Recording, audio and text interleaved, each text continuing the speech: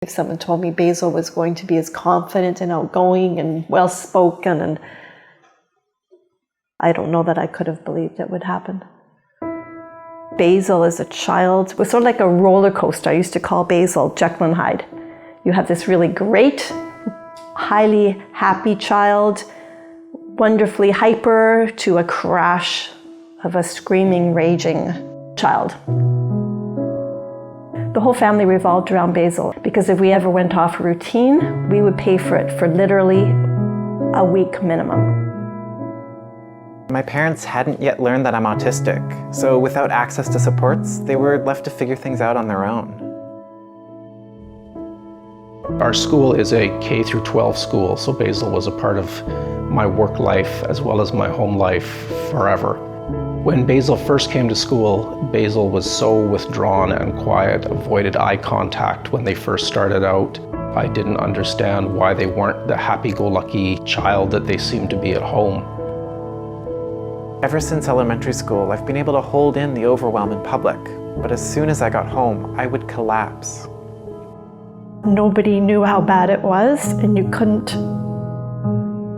get empathy or understanding, because everybody would say, even at school, oh, but they're such a great kid, they're so wonderful, they're so smart, they're so well behaved.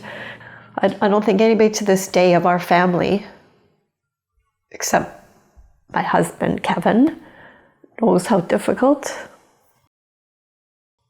that was, for sure.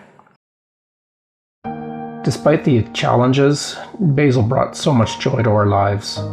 The people who got Basil, they truly just adored them. But at school, the kids who didn't understand Basil, they just picked on them.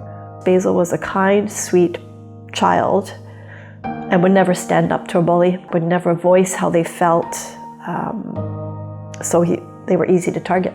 So I spent most of my school years in an unsupportive environment where I was mercilessly bullied. But eventually the bullying stopped, and we figured out ways for me to get support. Once Basil was in a supportive environment, they really blossomed.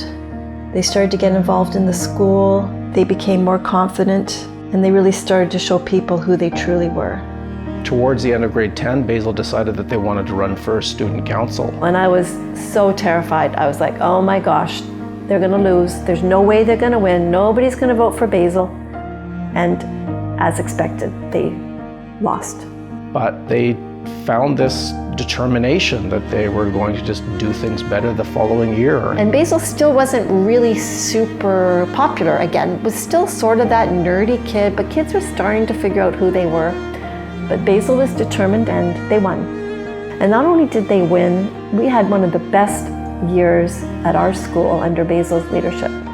They made the school a better place. Their vibrancy and their joy just lifted up everybody's spirits.